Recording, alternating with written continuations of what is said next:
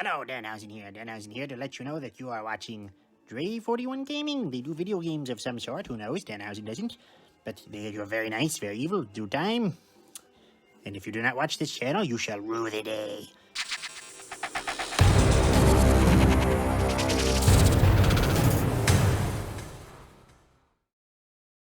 What's up, y'all? It is your boy Drake41, aka Mr. 4K, aka Drake41, and welcome to another episode of Let's Talk Podcast. On this episode today, we have Lucha, the sole developer for the Unreal Engine. Yeah, Unreal Engine 4, which is brand new, right? No, it's 5, right? Well, yeah, 4 is kind of the old one now, I guess. 5 is in sort of like I guess beta right now. So yeah, I'm working with older tech, but we're still doing all right. Okay, cool. And we got our co-host here, Sean Styles. Ken Washington, who's a constant hater of the Yankees, but we'll get to that later. Gosh. And once again, we are interviewing. I'm so tongue-tied today. I'm up late.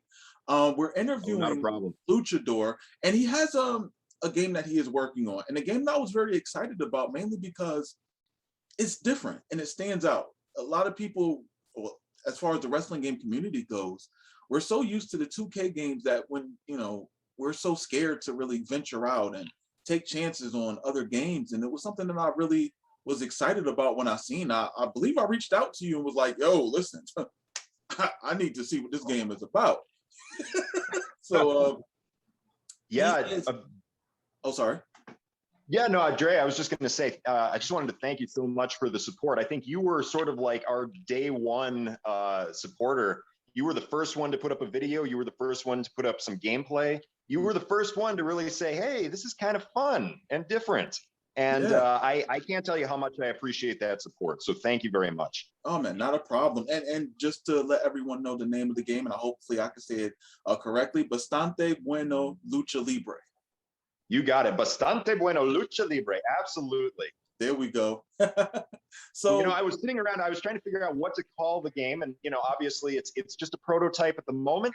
I was kind of kicking some names back and forth, and I was kind of going through the grappling, and I was like, yeah, this feels pretty good.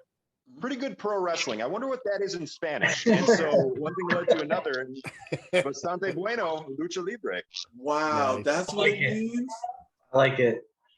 I love when stuff happens organically like that. It's good. That's the one thing about being a sole developer. You can kind of call the shots like that and make little changes and little choices kind of on the fly. And so, I think it's catchy, and I think it kind of speaks to the Lucha Libre nature of the project. I think that the Spanish is definitely one of those things that adds a really unique flavor of many things to the game.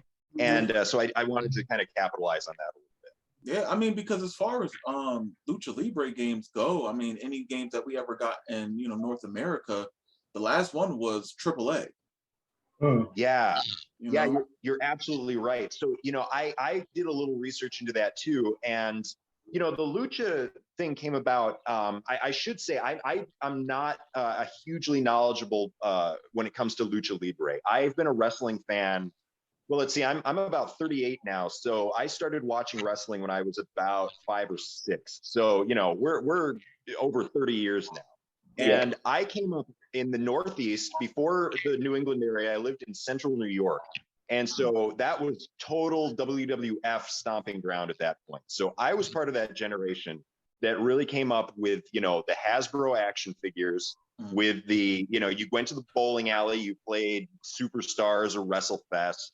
Yeah. The WWF had that really kind of heightened kind of cartoon, very larger than life, almost superhero kind of vein. So that's kind of like where my wrestling knowledge is. I grew up watching that, WCW, kind of whatever was on the TV.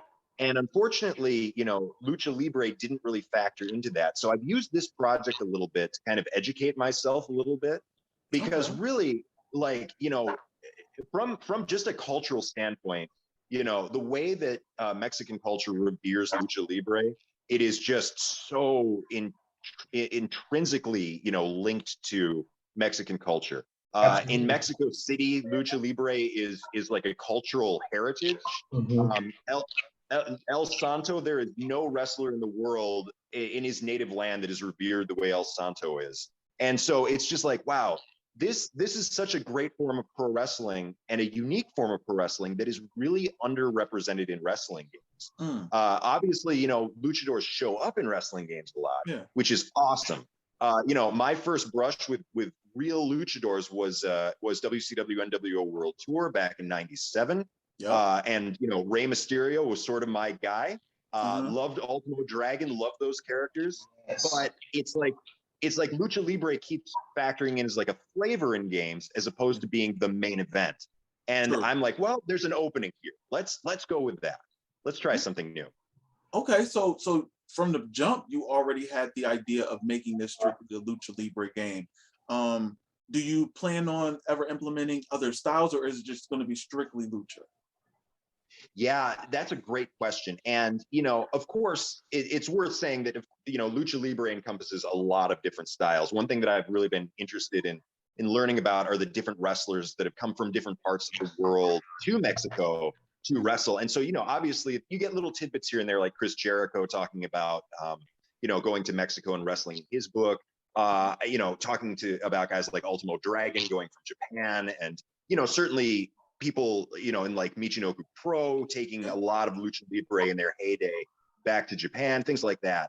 But in terms of like just the tenor of the game and like what the main style is going to be, it will really focus a lot on Lucha Libre, with enough leeway to say, you know, we're going to have characters that have, you know, very, you know, what you would probably say is an American style of wrestling or is a Japanese style. So one character that's in the game currently is Mascara del Muerto. He is the Undertaker-ish figure. And really, I mean, he pulls that mask off, Mark Calloway is under there, I think, you know, because he does tombstones, he does choke slam, he does all that stuff. And you can kind of tell where that influence comes from. There's one character that I have in the works right now that I'm looking forward to unveiling once I get all the core gameplay laid down.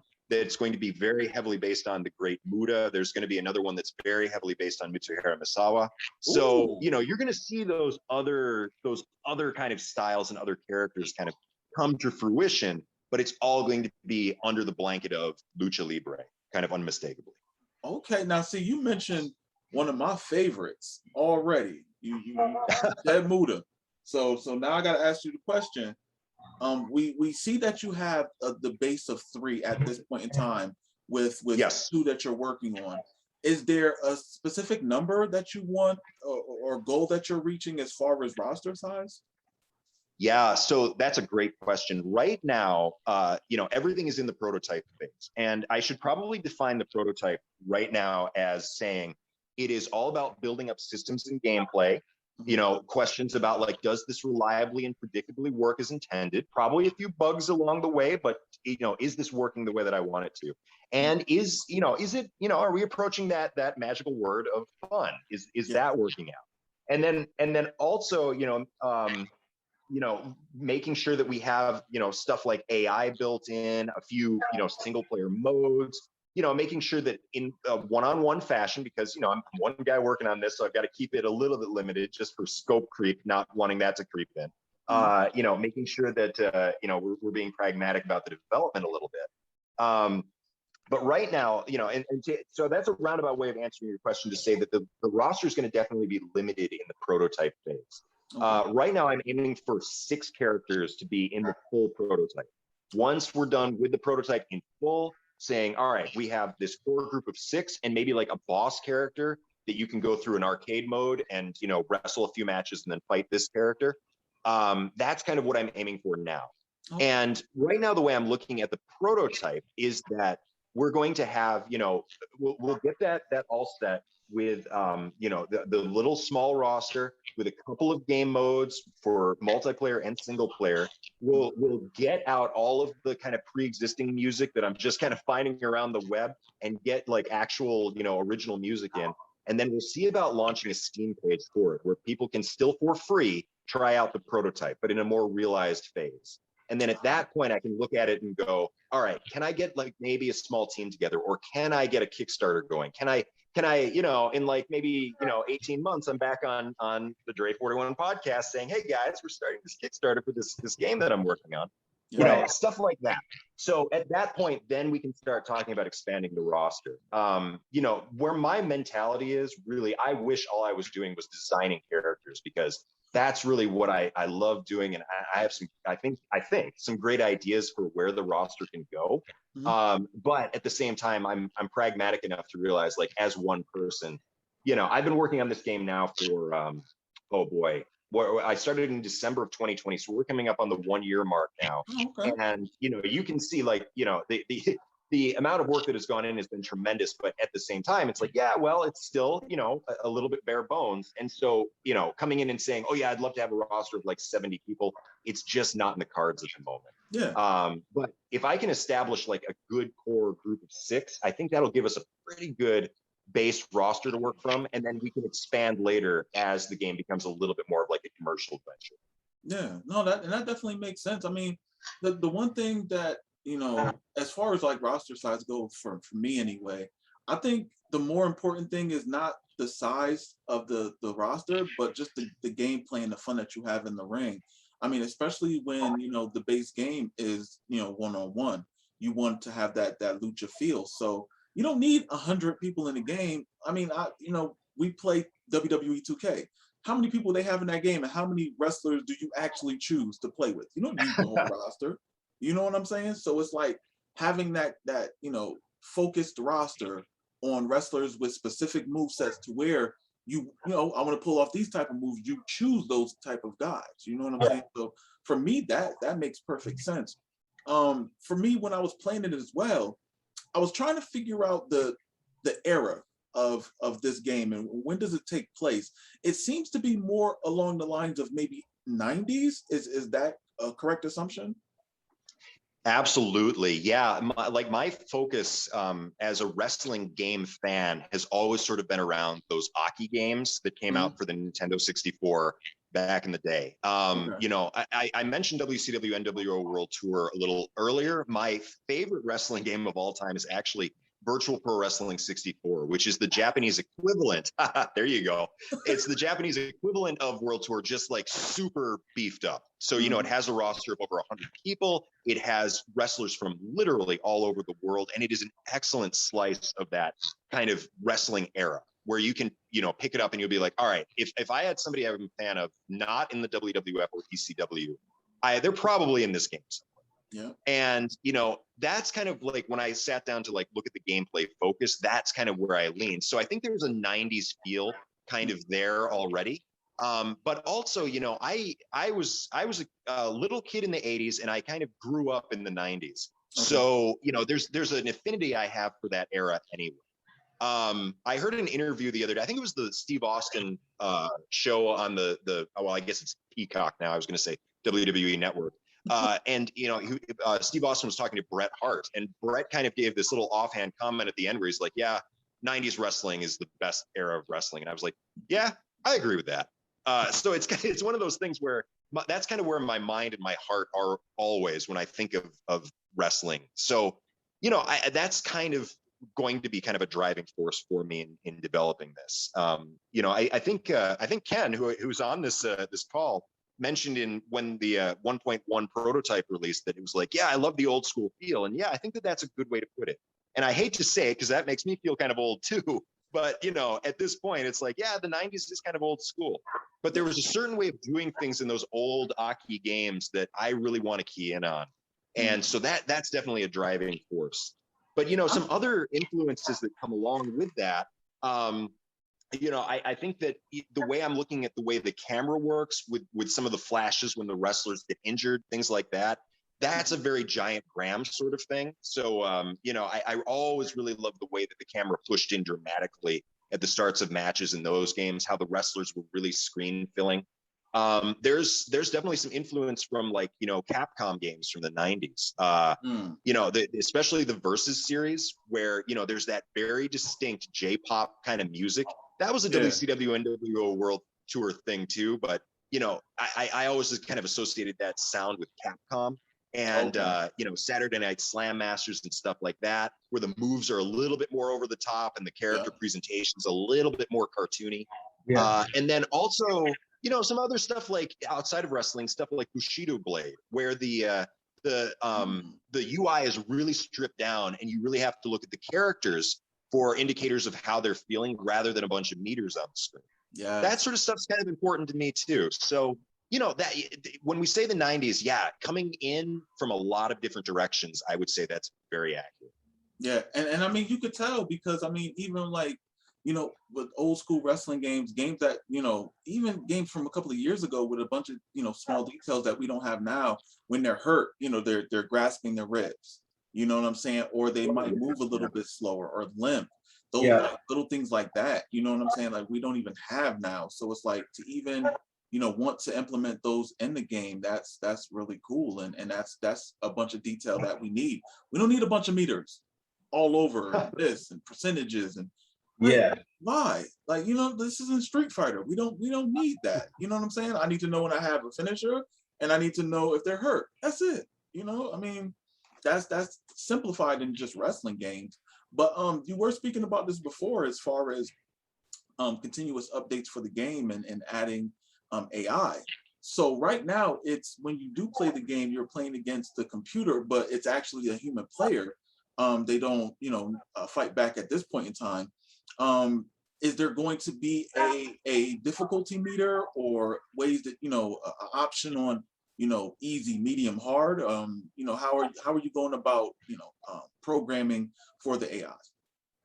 Yeah, that's an excellent question. And right now, my look at it is very, very basic.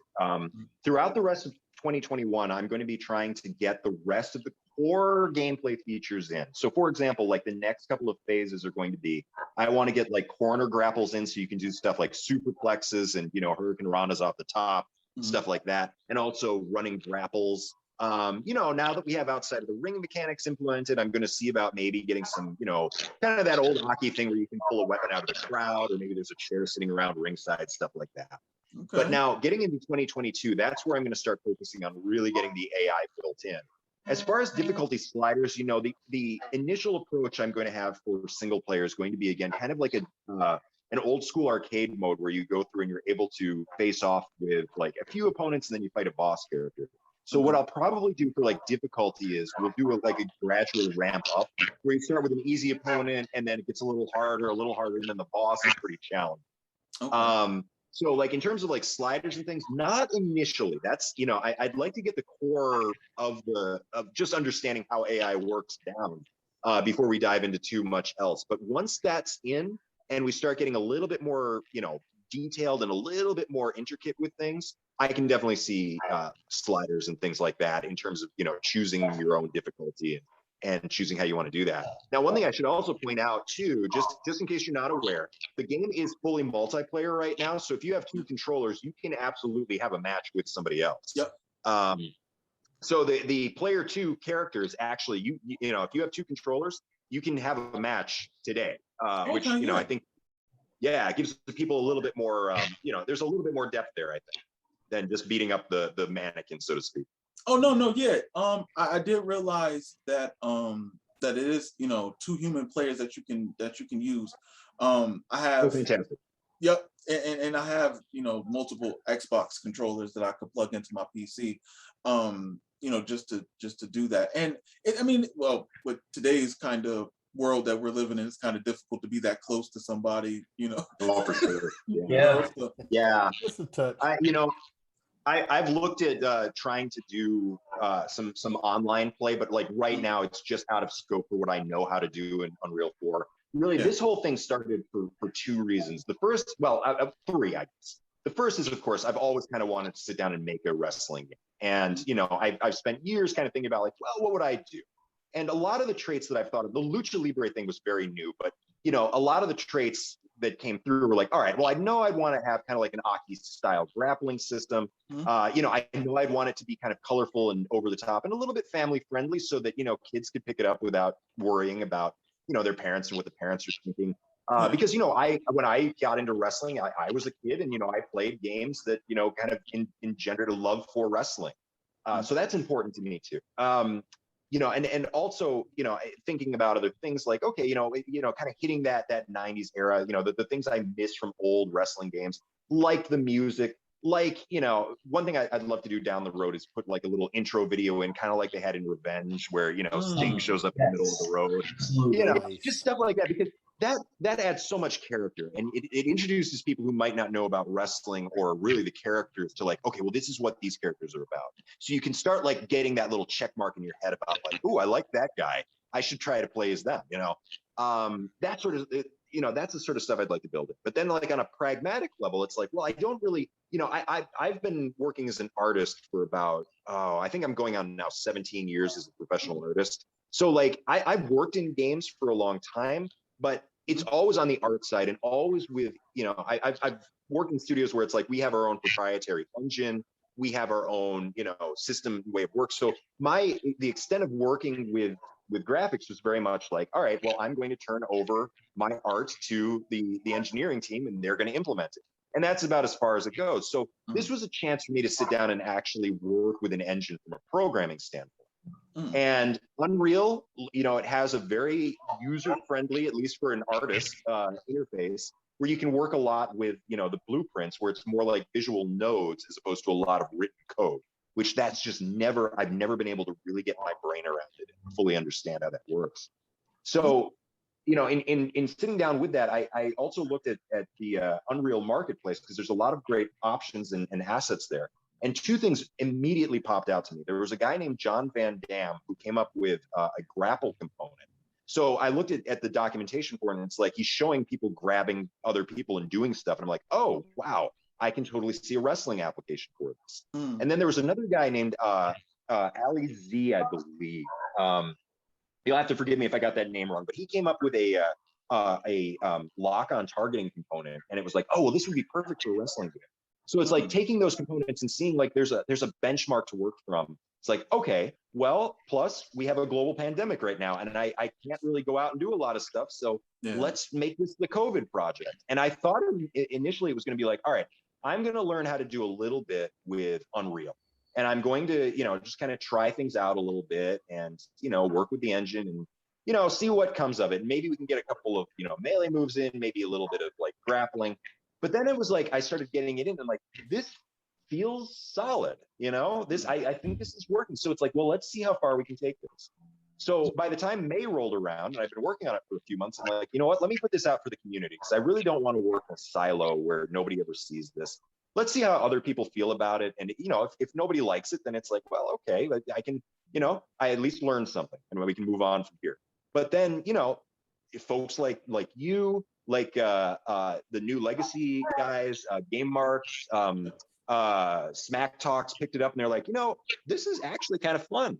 We'd love to see where this goes. And so, that's where it's like, oh, well, the community steps in. It's like, oh, you guys are actually enjoying this. All right, well, I guess I better keep going then. Yeah, now you're stuck. So like there was no grand plan to start out with. It was just kind of like, I've always loved this genre of game, and I certainly love professional wrestling. So let's see what we can do with it. And one thing led to another, and here I am talking to you. So now he had to make sure it was real.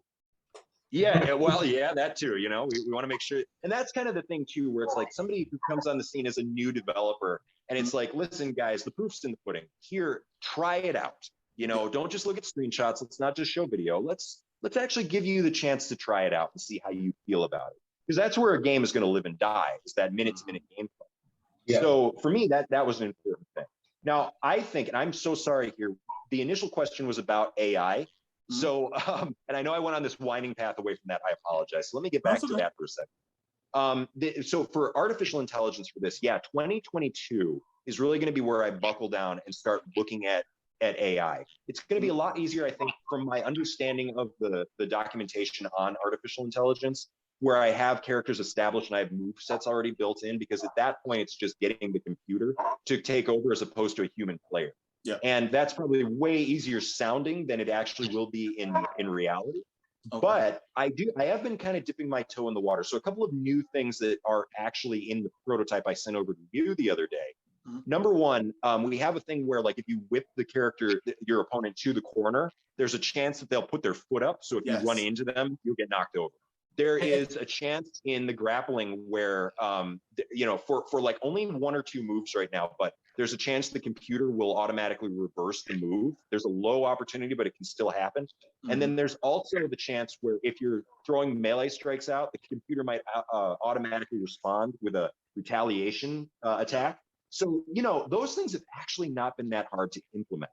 It's by far, we don't have a single player mode in, but it's like you can see where those initial kind of tries are going. And it's been not too bad implementing. So 2022, that's going to be one of the main focuses, is just trying to get that up and running and make sure that it's working in a functional manner. Okay, and that, you know, that definitely makes sense, because there's always going to be those people who are achievement chasers and want to, you know, see how good they are against the computer, and, you know, go on speed runs and things like that, and, you know, for walkthroughs and things like that, you know, just for YouTube or Twitch. Now with creating additional characters and having a mode where you go through and, you know, you face off with the final boss, is there other ideas that you want to implement in this game as far as additional features or match types, or even different arenas? Absolutely. Yes. Oh, 100%. So like right now, a lot of the development, I'm very much in that pragmatic mode where it's like, listen, you know, I want to see, you know, full blown arenas with, you know, beautiful entrance ramps and, you know, full entrances for the wrestlers and a really dynamic crowd, all of that good stuff. But from a pragmatic standpoint now, as one person working on this, I'm like, listen, I've just got to get a game together. Yeah. And that's the sort of stuff that down the road I can look at and go, let's readdress that once the core is in place. Once that the prototype is kind of like in that solid place where I'm comfortable with where it's gotten to, I can definitely go back and readdress that. So the pragmatic side of me says, that's where I'm at right now. Let's just get the core, the skeleton built so that we can put some meat on the bones later. But now, if we're talking pie in the sky sort of stuff, the after prototype stuff, the stuff that I would love to pitch to people when I'm thinking about trying to turn this into a larger, more commercial type thing. You know, the stuff that I have in mind immediately would be, of course, stuff like a creative suite. I think Lucha Libre absolutely lends itself so well to a creative suite because the costumes are so intricate and they're so dynamic. And, you know, I can just imagine what like a mask builder feature would look like as one of the dedicated components to a creation suite. Yeah. That is a whole branch of programming that I've been looking at with dread, because I'm like, I just don't know how to approach this just yet. But it's near and dear to my heart too. And I know, as somebody like you who's been in the creative game for so many years and puts out such beautiful creative works. And, you know, I mean, hey, leveraging some of that for the wrestling code, which is amazing. That's awesome. You know, I know that, you know, I'm talking to a kindred spirit here where it's like, yeah, this stuff is so integral to wrestling games these days. You know, I would absolutely want to get something like that in. Stuff that is very, you know, synonymous with like Mexican wrestling, like trios matches, lucha de apuestas, which are like, you know, the hair versus mask or mask versus the wager matches. That stuff I think would be very important. And I've been trying to think about like a kind of a fun way that could be integrated. Stuff that is kind of like sparking in my mind would be kind of like WWE All-Stars, where it's the fantasy warfare matches, or like Giant Graham, where you have the historical matches. That's, I think, kind of an interesting way where you could go in and actually sort of build a history around these made-up characters, where it's like, we take you back to like February 12th, 1995, where En Fuego and Mascara del Muerto had their title match, and Del Muerto won, but then he said, you can have your rematch in Fuego if you put that mask on the line, you know, something like that. And so you do these little cinematic sort of things that draw you in and show you like, hey, these are the actual feuds that are built in, stuff like that. You know, I think that would give the game a little bit more character. And then also, you know, one thing that I really would love to do is sort of a very dynamic story mode, and this is getting very pie in the sky, but bear with me here. Okay. So, you know, I look at you know, story modes in wrestling games, and usually it's a very kind of linear sort of thing where you go through and it's like, okay, we have the matches. You know, the WWE games would be a good example of this, where it's like you build up a rookie from like, you know, the independent circuit all the way up to, you know, winning the main event of WrestleMania. And that's a very, that's a very logical progression. I understand that. But for me, I've been looking at a lot of like the history and kind of the almost the mythology around Lucha Libre in Mexico. And so, piecing this thing together in my mind, which again, we're a million miles away from actually implementing something like this. But I see it kind of almost starting out like Shenmue, where you have this young man who, his dad was a big lucha star in the old days. He's been training. He's just about to make his pro debut. And he comes home one afternoon and his dad is in like legitimately having like a lucha match in their living room with this old rival who's shown up. And the dad gets critically injured. He winds up in the hospital. The kid gets beat up in the process too. And it's like the kid is like, all right, well, I've got to go and I've got to jumpstart my career right now. So the kid goes to Mexico. He's trying to find the dad's assailant. Of course, everybody's under a mask, so he's not exactly sure who he's targeting. Because the guy showed up in the initial fight in the living room with no mask on. So it's like, he's got to kind of go through and he's got to like get clues as to who this guy is. And, then he goes through the circuit.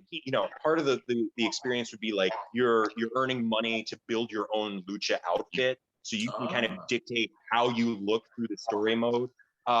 You're going to different towns, and like, one thing that I've really been fascinated with recently is looking at the old Lucha Libre movies that came out in like the 50s and the 60s with El Santo and Blue Demon. And, it's just wild stuff. And, let me describe one clip I saw the other day. So it's El Santo, and he's having a match, a wrestling match with a masked villain. He's, it's very clear that this guy's up to no good. And El Santo, the match starts, and this guy just breaks out all these karate moves all of a sudden. He's just, El Santo, apparently his undoing was karate, because he just has no defense for this. And he's getting beaten pillar to post. Yeah. And so El Santo, he eats the first fall because there's a lot of, best of 2 out of 3 in Lucha Libre. And so he crawls over this corner, and the other guy is celebrating, kind of gloating. And whoever the corner man is for El Santo is like, oh, El Santo, you got to throw the match. This guy is going to kill you. And El Santo is like, no, I'm going to see this through. I've got to do it. He may have said for the children too. I can't remember, but it's that sort of tone. Yeah. So then El Santo finally gets the upper hand over this guy. He pulls off the mask, and wouldn't you know it, he's not wrestling a mere man. He's wrestling the Wolf Man. The Wolf Man is under that mask. And so now the crowd, it's pandemonium. The crowd is running away because, my goodness, there's an actual monster in the ring. The police show up and they start shooting the Wolfman. Well, the bullets aren't doing anything. So it takes El Santo to finally subdue the Wolfman and come in. So I'm looking at like the story mode, and I'm thinking now, wait a minute, is there something we could do kind of like that? Where like, as you go through the territory, maybe you're actually like, encountering the spirit of classic luchadors. I've been asked before, like, well, do you want to actually have like, actual licensed characters in this game? And I'm like, kind of. Like, there are certain guys who I look at, it would definitely be a little bit of an older school thing. Like, when I think of people who I would want to work with to have in the game, in my best case scenario, it would be guys like Ultimo Dragon, like La Parka, guys who I would remember back from the old WCW Cruiserweight days. But the real honest to goodness answer is, I'd love to see if, you could integrate somebody like, the actual El Santo or the actual Blue Demon, or guys from the old school Lucha Libre. And like, the character encounters these spirits of these classic luchadors, and he learns from them. And El Santo's kind of like, well, to really become a top luchador, you can't just fight men, you have to go fight monsters. And so he sends you on quests where you actually have to go and defeat in the ring these classic, monster villains and things like that. And, I think that there's also maybe a component of it where you go through story mode, and it's like, as this kid kind of like goes on this quest for revenge, maybe he starts kind of like having these moments where he realizes revenge isn't the right answer. Maybe that the dad kind of has a heart to heart with him when he recovers, and he's like, son, I've been a wrestler for many years, and maybe because, it's a Mexican heritage, maybe there's a high Catholic bent to it. He's like, listen, the path of forgiveness is a better one to pursue. And so maybe that factors into the choices you make through the game. It's stuff that I don't think you've seen in like a wrestling, I think a wrestling game, but let alone a wrestling story mode before. And so those are the sorts of things that are sort of like in that blue sky phase that I'm in right now, and will be in for a long, long time. The stuff that's sort of percolating in my mind. So those extra modes and extra things to do in the game, once we get it past the prototype phase, oh my goodness, those things are there. It's just a matter of, getting to the point where I can implement them. And that's going to take a while to do. So I need you to send me that movie first, because that sounds like something I need to watch just to see a Wolfman get shot in the ring. Six policemen with guns could not thwart the Wolfman, but El Santo was able to do it with like a rear naked choke. It's amazing.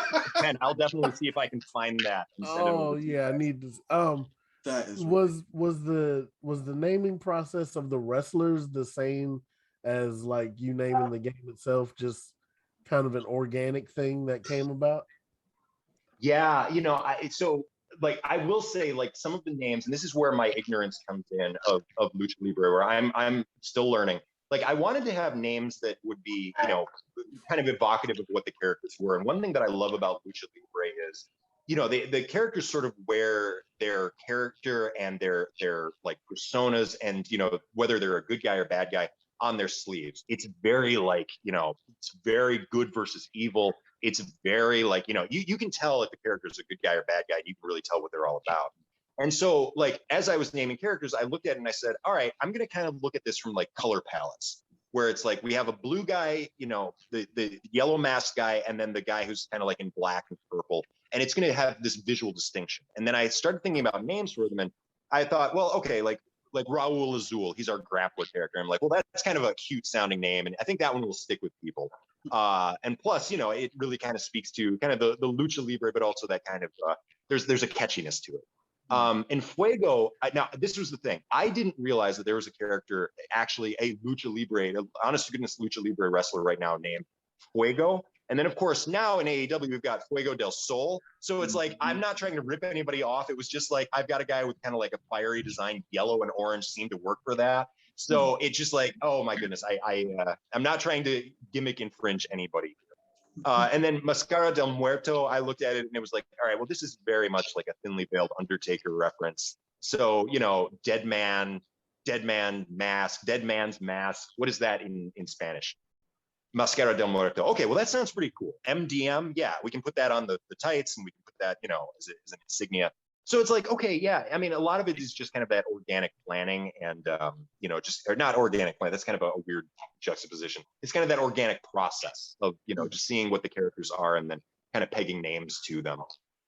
Now, with the idea floating around of possibly doing a hair versus mask match, is there going to be some, you know, backpedaling on the character design of your current three luchadors, and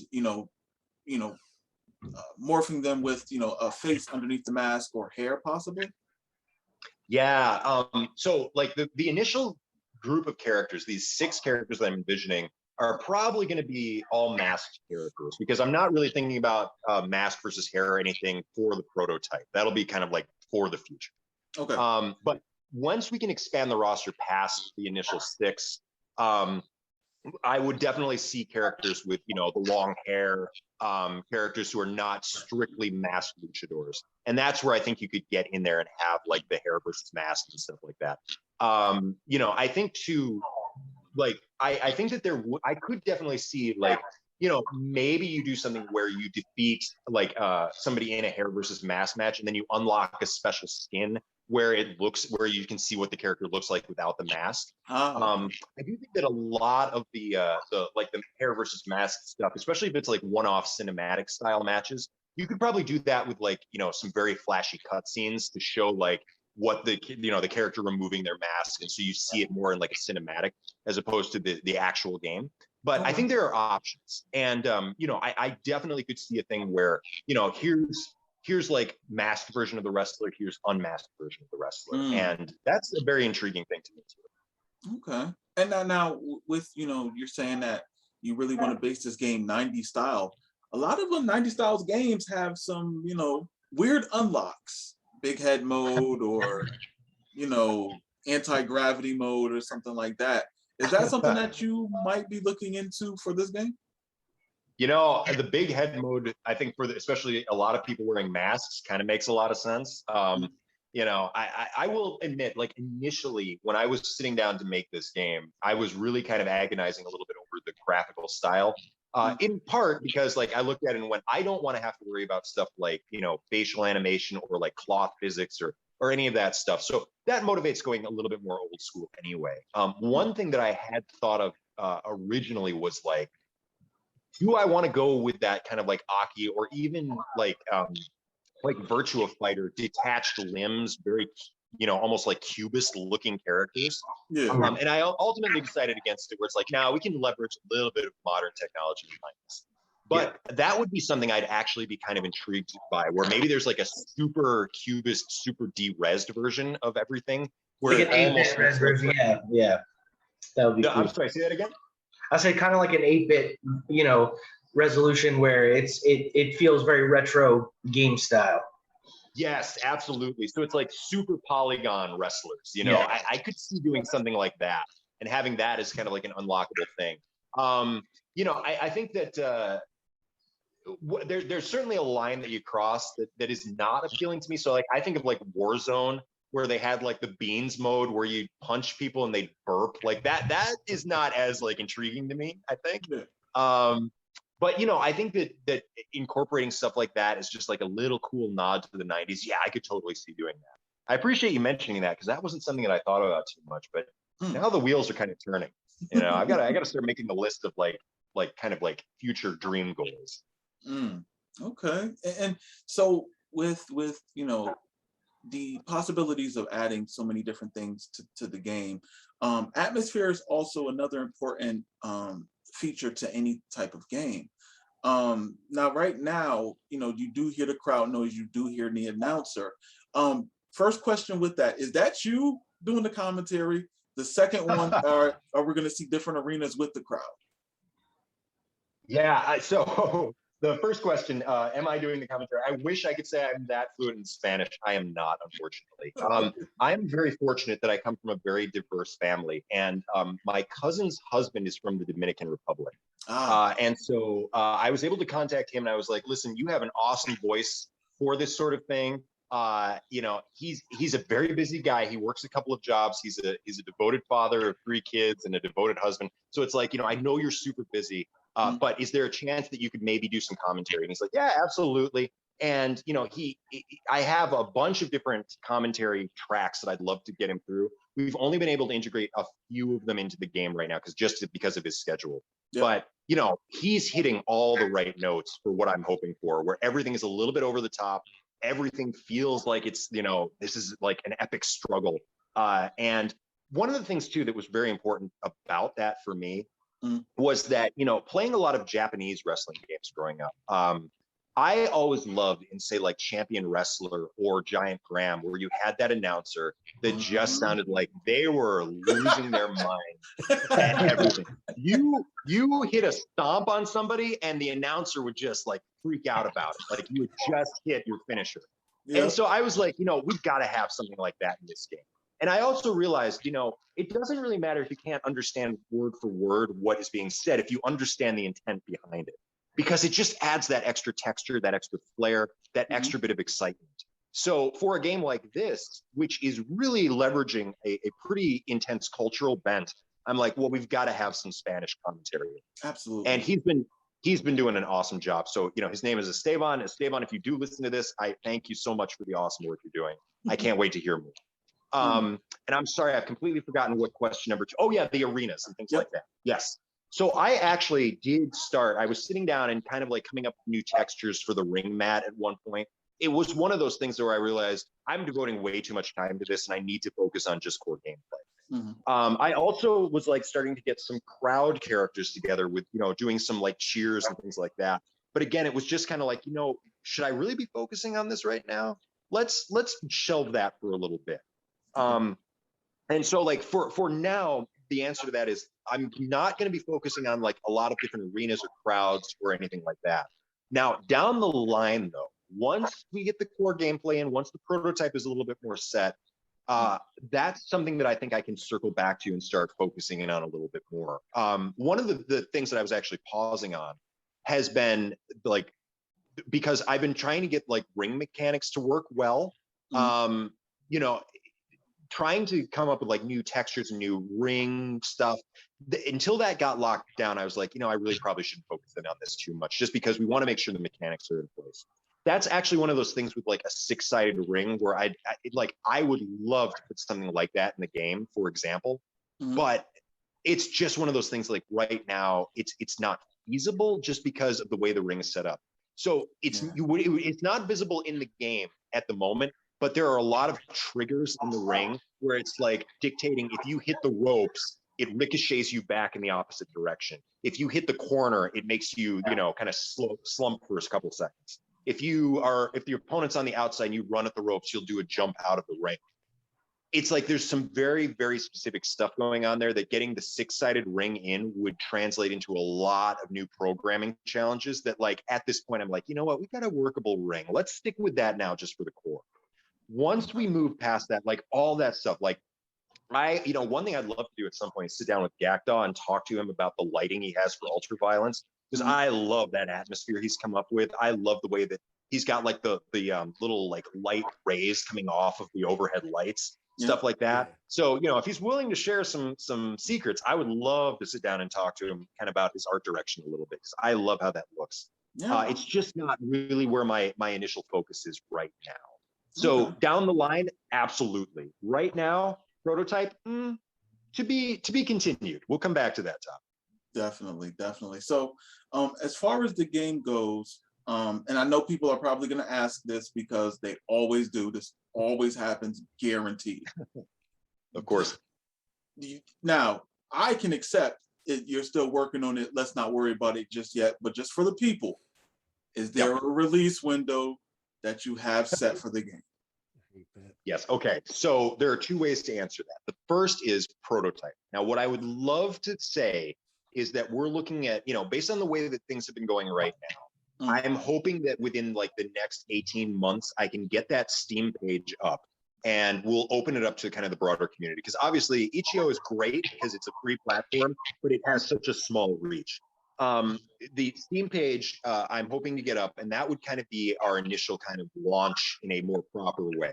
So, I'm again, fingers crossed, I'm targeting something around the next 18 months or so to get that functional. At that point, that's where I really start looking at the general, broader interest in the project. Because at some point I do have to say, like, I'm very excited to be working on this. I like every day I wake up and I'm thinking about new things I want to implement, new stuff where it's like, how do we get like corner grapples working? Like that's where my mind is right now. It's like, I think, I start piecing it together. Stuff like Irish whips. Like I was not even planning to get those into the last build that's publicly available now. And then all of a sudden I sat down and like, oh, wait a minute. I think this is how you could do that. And I started just working with it. And like all of a sudden it's like, I have Irish whips. This is working. Fantastic. We'll get it in the game. So like, that's kind of the process now, but I will admit it's like, this is super time consuming work. I've been averaging somewhere around like, at least 2 to 4 hours a day, every day for like the last like 8 to 10 months on this. So, at that 18-month mark, when we get the Steam page up, I have to really take a very hard assessment of it and say, all right, what is the actual interest in this? Are we just saying like, we're releasing this prototype for free to everybody, or is there a commercial viability? Do we get a good wish list going? If we got a Kickstarter going, would people be willing to fund this? So that answer of like all that other cool stuff that I talked about, like the story mode and the, creative suite and all that stuff, that's where I would probably turn it back to the community and say, okay, how much do you guys really want this? And like, how broad is the interest in something like this? Knowing that wrestling games are going to be a little niche anyway, it doesn't have to be like a million seller or anything, but it's like, eventually it's like, all right, if I'm going to continue working on this, how much interest is there actually in this? And so that is probably the answer that is going to be, met with more like, eye rolling. I hope not. I hope that it makes at least enough sense for people to go, okay, I see where you're coming from on that. And really, it's like, I wish I could tell you like, oh, Dre, 2 years from now, we're going to have a full on game. I just can't promise that. But the prototype, we are definitely getting that to fruition. And again, I'm targeting, somewhere around the next 18 months, hoping to have that be fully up on Steam, fully original music, that sort of stuff. So that's kind of my go-to answer at the moment. Well, I could say this for damn sure. I wasted over $100 on WWE 2K20. So people have the money for these wrestling games, okay? Oh, for sure. You know, I told you, and from day one that wasn't happening. so that's a great point. I was looking at some stream the other day, and somebody was talking about how, like, yeah, I've spent $250 on Fire Pro up to this point, and it's like, wow, there's definitely there's a passionate fan base around wrestling games. It's just a matter of like, okay, I'm definitely making something that's smaller. The Lucha Libre thing, I think, is kind of like, it can go one of two ways, because on the one hand, Lucha Libre is one of those cultural things that I think people who are not wrestling fans necessarily can kind of appreciate. That's why you see like the Marvel Lucha Funko Pops right now. It's just one of those things people kind of recognize as like, oh yeah, Lucha Libre. I know what that is, even if they don't necessarily. There's something kind of attractive about it. But on the other hand, we're dealing with a lot of unlicensed stuff here that's just like, characters you've never heard of, wrestlers who don't have that national televised clout. We don't have like an actual like WWE or AEW license behind it. So the double-edged sword is like, all right, well, how interested are people in a game that doesn't have that branding? And that's sort of where my mind is like, I'm not entirely sure that there's a broad audience for it. But that's where like you start doing the experiment of saying, I'm going to get the Steam page up. I'm in good faith going to put this out and say, hey guys, what do you think? Can we get this to be a bigger, more commercial project? And then leave it to the community. And if we get a lot of wish listing and we get some backing and things like that, then it's like, all right, proof's in the pudding. Yeah. And if not, it's like, well, hey, there's a good prototype here that I can work on a little bit more leisurely. And that's kind of where the mentality is, right? So Dre, I totally get where you're coming from. Yeah. It's just there are these edge cases in my head that I've been rattling around. I'm like, well, we're gonna have to see. Yeah, I mean, I could say this. With so many new wrestling games in development now, since the late 90s, it hasn't been this big of a community of wrestling games that are coming out around the same time, whether it's a demo, whether it's a pre-alpha, or is currently in development. You're coming in at a really crucial time in wrestling. I mean, even with AEW doing so well, and WWE and New Japan, and just all these other wrestling games that are coming out. I mean, you're definitely in the sweet spot of peak interest in the wrestling games. So I mean, I really feel like you made your plot of land where it's very intriguing to see what you're going to do with it. And I think the community is honestly really interested in what you got. I mean, you're standing out. I mean, there's so many other wrestling games that are doing their own thing. They're not sticking to the 2K formula, and you're one of those developers who are really standing out. And that's why I reached out to you, initially, because you're not doing the safe game. You're standing out. You're doing something different. And I think even though wrestling is a niche sort of game genre, you still stand out because you're not doing what everybody else is, or the big guy, the 2K game. Yeah, that's what got me kind of looking at it in the beginning, because I am a fan of Lucha Libre myself, but like Dre said, the last game was AAA, and that was like TNA Impact with a skin over it. Mm-hmm. And it really wasn't. I mean, I played the hell out of it because I love that style, but so when I saw you and found you, I just kind of gravitated to it, and I think others will as well, especially as high flying has become such a and Lucha Libre, I think, has become such a bigger thing, as you see a lot of smaller wrestlers that love use that style that we watched from back in the 90s when the WCW cruiserweights were the main event of the show to me. La Parka and Psychosis and all of those. So yeah. Oh yeah. I mean, guys, I completely agree with you. And so first of all, I just say it again. Thank you so much for the support you've shown. And I will say, like, the broader community. One thing that I thought when I put this out is like, because the initial release was like, all right, well, we've got like some melee moves, we've got a knockout function, and we've got some grappling. It's so stripped down. I don't even know how people are going to really react to this. If the main reaction is going to be like, oh my goodness, it's there's nothing really going on here. But the reality is, as you're saying, it's like people have been pretty positive around it. You see those one or two negative comments here and there, but really, like, I don't, you know, the overwhelming majority of people have been very positive. And so that definitely gives me motivation to keep going through this. So the stuff you're talking about here and like the support you guys have shown, again, I just want to thank you because it's so amazing. You know, Dre, I hear exactly what you're saying. Like the late 90s was such a, I don't think we realized it at the time. It was a bastion of like just wrestling at your fingertips. Yes. If you didn't like the American stuff, you could go to Japan and there were a ton of great games. I was right there in the import scene, you know, importing stuff like All-Star Pro Wrestling and King of Coliseum and the Giant Graham games, and of course the Aki stuff and Token Ritsuten and all of those games. Like we were spoiled, and I don't think we realized. Let me show you something right here. This is what I have right now. I have this. Oh, Dre, I've got. Oh, in my garage, I've got the exact same box, and I've got that manual in that game is one of my favorite gaming manuals of all time because it's got that beautiful cartoony kind of style for all the characters. All those games you talk about, I have right now. What? Oh man! And you know, you guys, well, you Dre specifically, you were mentioning how much of a great Muta fan you were. The whole reason I got interested in Japanese wrestling in the 90s was because of the great Muta. You know, I saw a picture of him, and I'm like, who is this guy? And so, you know, that just leads one thing to another. And then it's the you know, the glory days of the early internet where you feel lucky over like, you know, dial-up, where it's like, oh, I got like a 2-second clip of the great Muta spitting mist. But man, that's cool. And you watch it 100 times and you realize what a great character it is.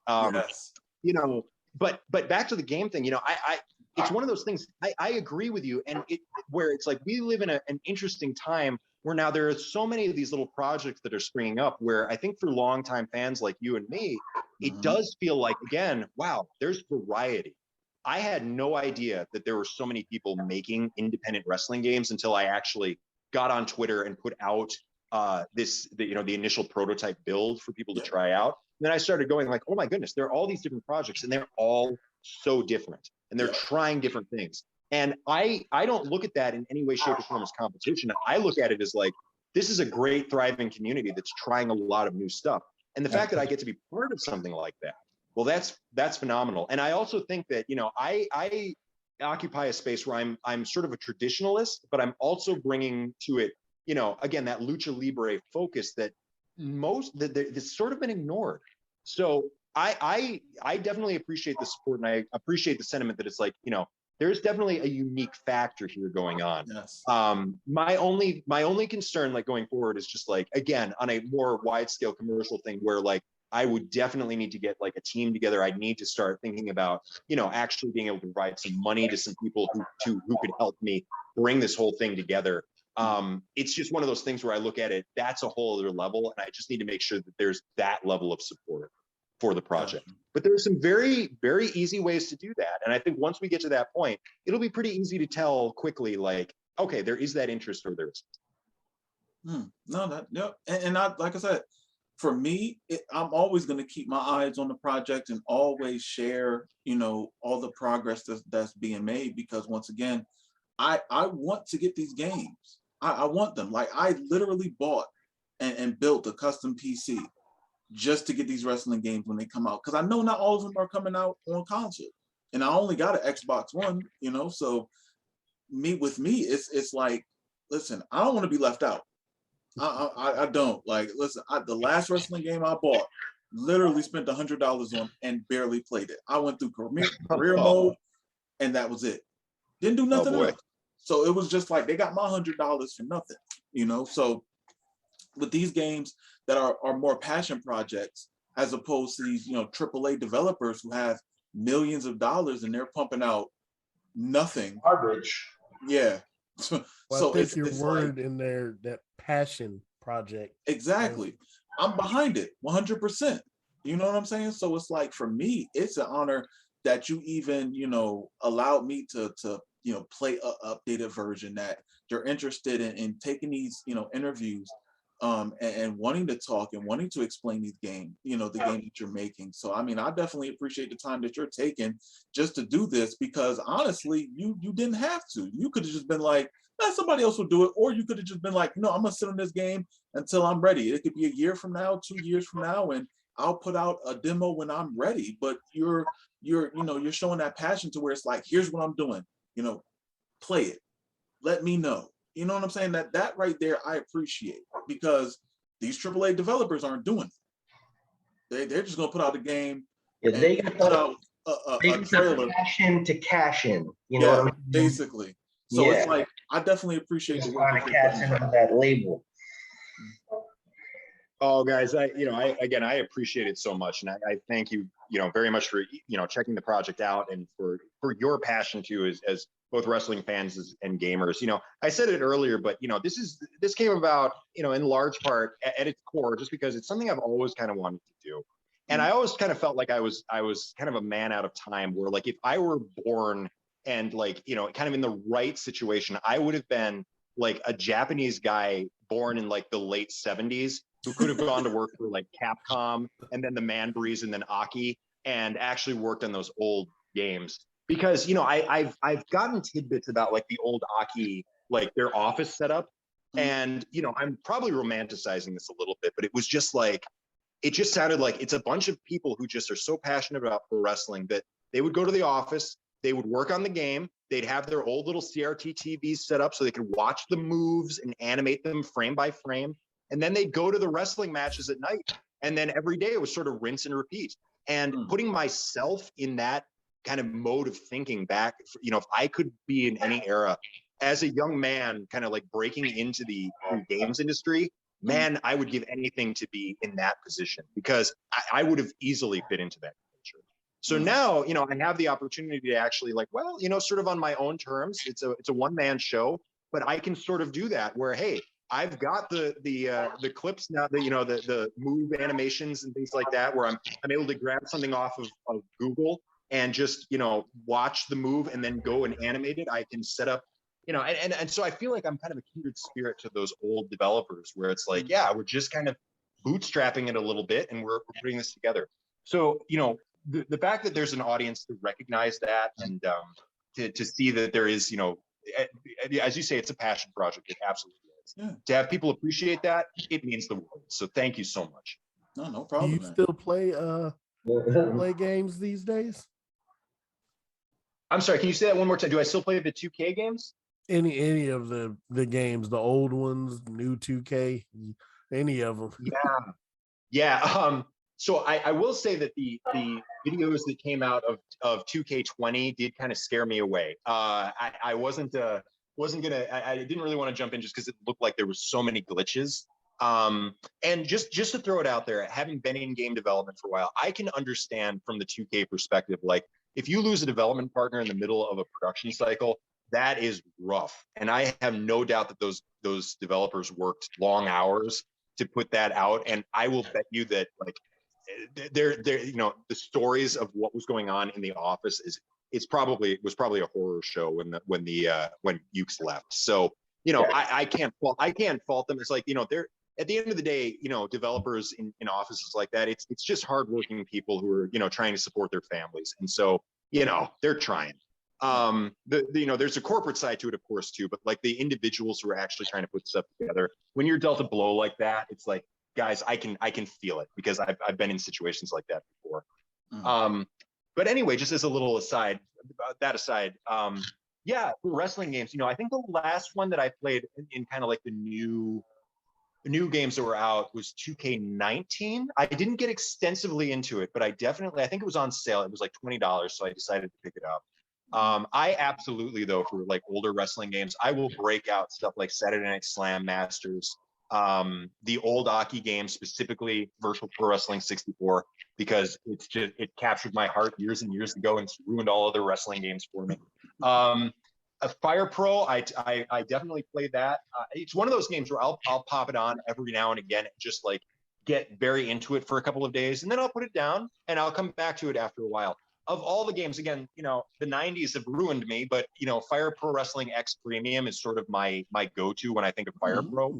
There's something about the pixel art in that specific game that I love, that I think that some of the newer graphics, it's just one of those things where it's like, I just kind of appreciate what Human was doing back in the day. That's the Sega Saturn version? That's the Super Nintendo one. Oh, the Super Nintendo. Okay, sorry. Okay. Yeah. There's just something about the way the characters look. The Saturn one was 6-man scramble. Okay. Which I remember actually seeing that. There was a little video game store near where I lived as a kid. I lived kind of 30 minutes north of Syracuse, New York. So if you're thinking of New York, it's like the middle of the state. And I was a little bit north of there. And there was a little video game store nearby that had import Japanese games. And they would occasionally play them on TVs that are set up around the store. And they had Fire Pro, and I had no idea what Fire Pro was at that time. It was 6-man scramble on the Saturn. I recognized Ric Flair because he was one of the guys in the video, but everybody else, I'm like, who are these other wrestlers? And then I thought, oh, somebody did a knockoff Ric Flair in their game. Well, there's a lawsuit waiting there. I didn't know anything about Fire Pro. So it's like, there's a whole world as a kid that I'm like, wow, I'm on the cusp of this thing and I don't know anything about it. I'm honestly, wrestling games have always been very fascinating to me because they are their very own genre.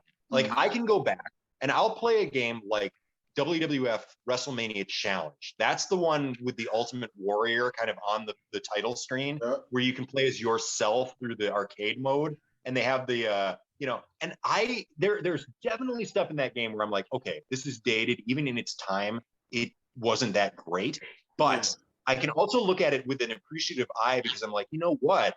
Everybody has their own moves in the game. Everybody plays a little bit differently. Like if you play against Andre and you get maneuver behind somebody, he can grab you in that choke he used to do, and he'll whittle your health down in no time flat. So Andre is a terrifying character to play against in that game. And I'm like, as simple as this is, and as, much as I wish that, obviously they could have worked, some more stuff into this, I can appreciate the fact that they had their thinking. They were thinking about WWF and like the actual, like, what would we see in a wrestling match at that point? And that's kind of where I come to with wrestling games, where I'm like, I'm not overly negative about most wrestling games. Back in the old days, like one of my favorite wrestling games actually was, and some people would probably not say it's a wrestling game at all. It was WrestleMania, the arcade game. Christmas of 94 or 95, I was shoveling snow like for months to earn the money so I could go to Sam's Club and pick up the DOS version of that game. And I got it, and I was like 10 or 11, and I loved it, because we had the photographic wrestlers in it, and everybody played very differently, and it just had so much character. And at that point, I really wasn't real worried about stuff like work rate or, like actual TV depictions. I was just like, here's some WWF stars doing some crazy stuff. Yeah. So, in terms of like wrestling games, it's one of those genres that's always been near and dear to my heart. I will always bust out an old wrestling game if I'm going to play something old. And, I will say I'm very much looking forward to some of the new crop of wrestling games that are coming out now. The footage of the AEW game, man, I love, like, there are little things like when they released the thing of Jungle Boy. And, they showed him fighting Darby Allin, and he gets Darby Allin the wrist lock to go over and do the little handspring arm drag off the corner. There's the way that they have him stomping over to the ropes. I'm like, wow, you captured Jungle Boy pretty well in that little move. That's the stuff I key into. And I think where I come at it as a gamer, that's the sort of stuff that I get really fired up seeing in a wrestling game. So, it's endlessly entertaining. So it's something that I'll just always be into, I think. Well, you know what? The one thing that, like I said, with all the wrestling games coming out now, you're going to be a part of that group. And it's great to see so many different developers taking so many chances on the passion of what they find entertaining in pro wrestling. So I definitely appreciate all the developers, including you, making that happen. I don't want to, take too long on this podcast. Everybody wants to enjoy their Saturday, so I definitely appreciate your time. Where can they find you and follow you and give us some information? Sure, absolutely. So, my tag all around the internet right now is UE4 Luchador. So Unreal 4 Luchador. And you can, right now I have a Twitter page set up.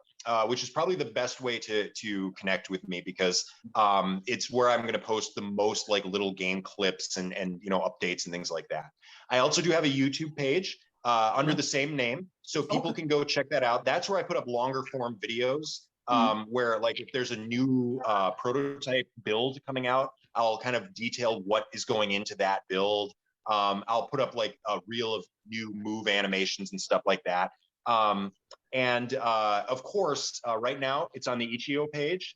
Anybody can try out for free the demo, and that is going to just keep getting updated as time goes on. The 1.2 release will be coming soon. I want to get the corner grapples and also some running grapples and a couple of other tweaks in before that goes up. But I'm hoping the next few weeks we'll be able to get that done and up for people to try out. So those are really the big ways to reach me right now. Okay, and all three of those links will be in the description below, so they'll be able to connect that way, just to make it easier for everybody. But I want to thank again Luchador for coming on the podcast today. I definitely appreciate your time and helping out with letting us know about your plans, future plans, or possible plans for the game.